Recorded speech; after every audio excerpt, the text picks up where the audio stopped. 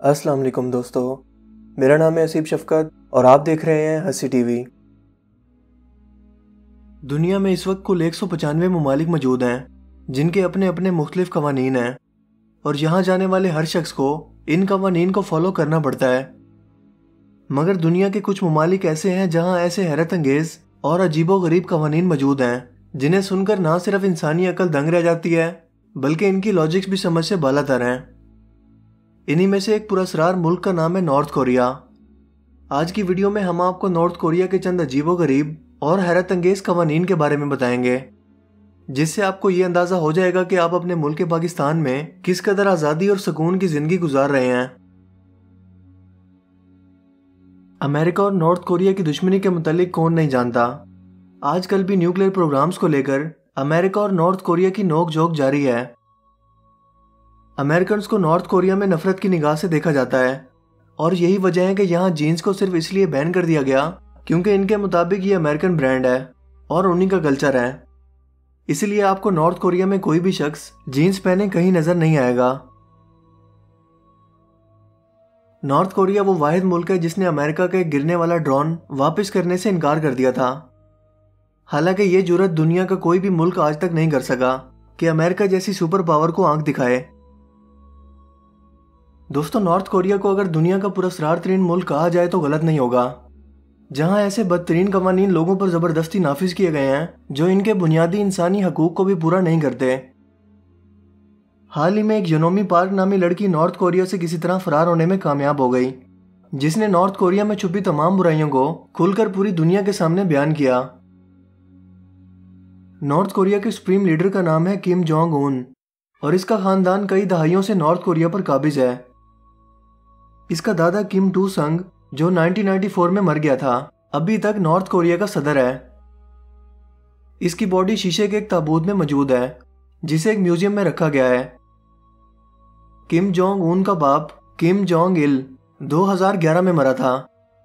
इसकी मौत पर तमाम नॉर्थ कोरिया के लोगों का रोना फर्ज करार दे दिया गया और जबरदस्ती ना रोने पर सख्त सजा या कैद बा मुशक्कत मिल सकती थी।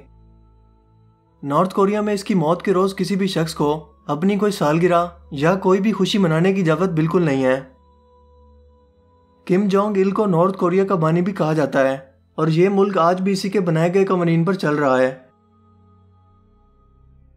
दोस्तों, बज़ाहिर नॉर्थ कोरिया में भी डेमोक्रेसी है, मगर सिर्फ नाम की, क्योंकि वहां किम जोंग इन के खानदान के अलावा कोई भी हुक्मरान बनने का सोच भी नहीं सकता। अगर इलेक्शन में कोई इनके खिलाफ वोट डालना भी चाहे तो इन्हें एक अलग बूथ में ले जाकर सवाल किए जाते हैं। इन्हें सख्त टॉर्चर किया जाता है ताकि किसी तरह से वो अपना इरादा बदल ले।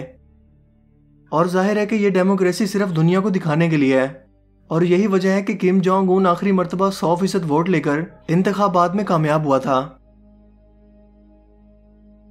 नॉर्थ कोरिया के लोग चारों तरफ से बंद एक कैद में जी रहे हैं। इन्हें यह तक नहीं पता कि इनके मुल्क से बाहर इस दुनिया में क्या हो रहा है। जैसे हमारे मुल्क पाकिस्तान में हमें मुख्तलिफ टीवी चैनल्स तक रसाई आसानी से दस्तयाब है और हम जब चाहें अपने मूड के मुताबिक इन्हें बदल सकते हैं, लेकिन नॉर्थ कोरिया में ऐसा कुछ नहीं है।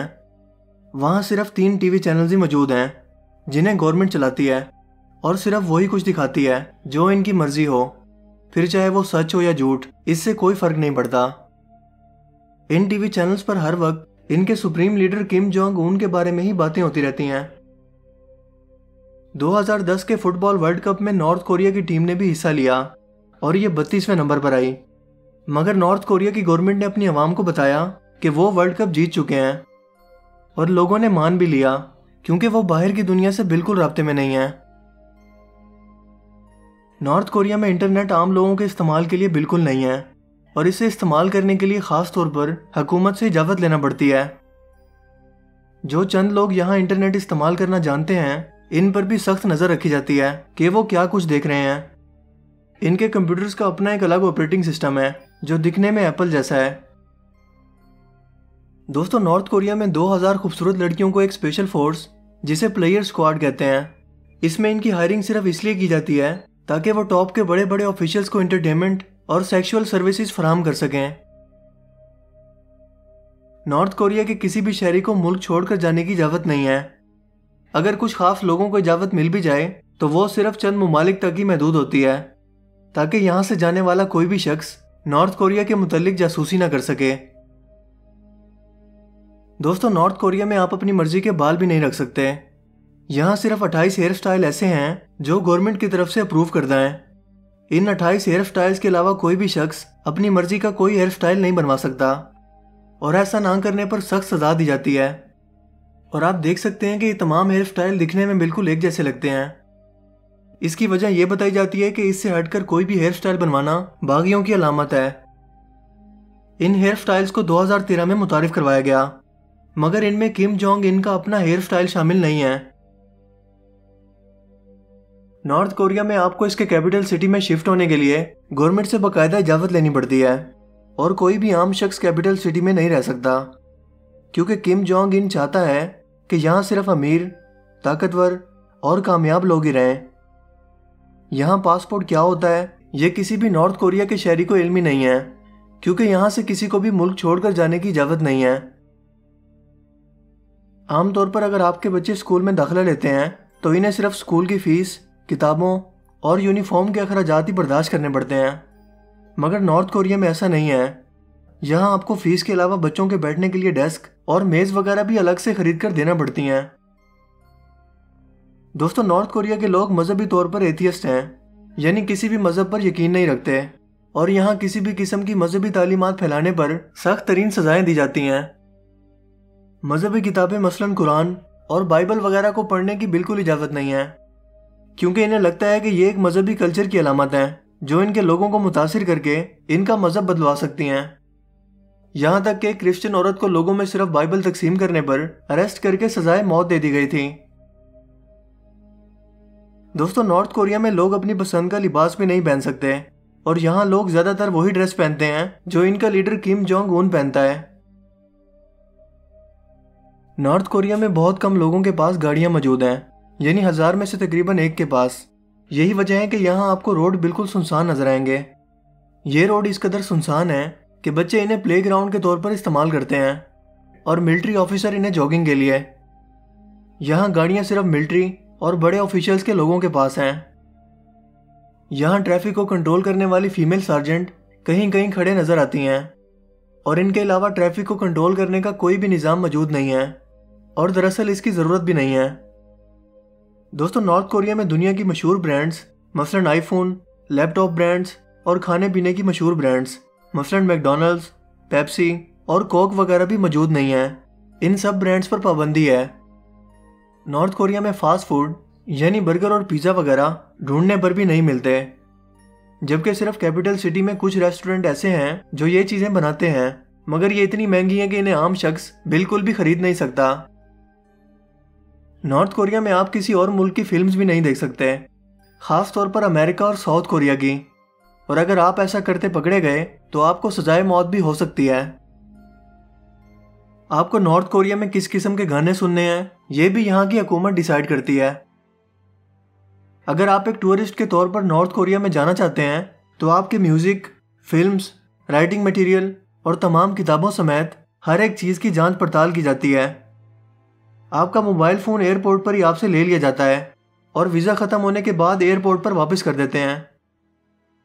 नॉर्थ कोरिया के शहरियों की किसी टूरिस्ट से बात करने पर बहुत सख्त पाबंदी है।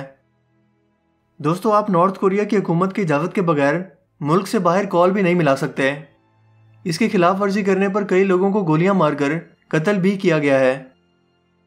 नॉर्थ कोरिया में कैलेंडर किम जोंग उन के दादा यानी किम टू संग की तारीख पैदाइश से शुरू होता है, यानी इस वक्त नॉर्थ कोरिया में 2018 नहीं बल्कि साल 106 चल रहा है।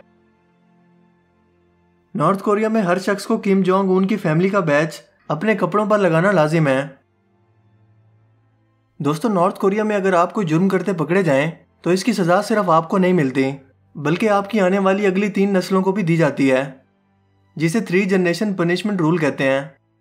यानी अगर दादा ने कोई जुर्म किया तो इसकी सज़ा इसके बेटे और इसके बच्चों को भी दी जाएगी, लेकिन अगली 2 नस्लों की सज़ाएं थोड़ा कम होती हैं। कुछ लोगों का मानना है कि शायद अब ये रूल ख़त्म हो चुका है, लेकिन यकीन से कोई कुछ नहीं कह सकता।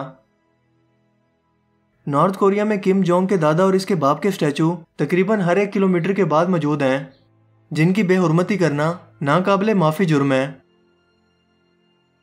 2011 में अपने वालिद की मौत के बाद किम जोंग ने नॉर्थ कोरिया की मिलिट्री की कमान संभाल ली, यानी अपनी आर्मी का चीफ बन गया, और वो भी बिना किसी ट्रेनिंग और आर्म फोर्सेस के तजर्बे के।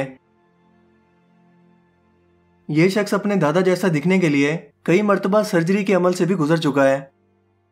इसने अपनी हुक्मरानी बचाने के लिए अपने रिश्तेदारों को भी फांसी की सजा दी। यहाँ लोगों को बिजली की सहूलत भी मैसर नहीं है, और जिनके पास मौजूद है वो सिर्फ चंद घंटों के लिए ही इस्तेमाल कर सकते हैं। सैटेलाइट से ली गई एक तस्वीर में आप देख सकते हैं कि रात के वक्त अंधेरे में नॉर्थ कोरिया बिल्कुल अंधेरे में डूबा हुआ है, जबकि इसके आसपास के हमसाया ममालिक वाज़ेह तौर पर रोशन नजर आ रहे हैं।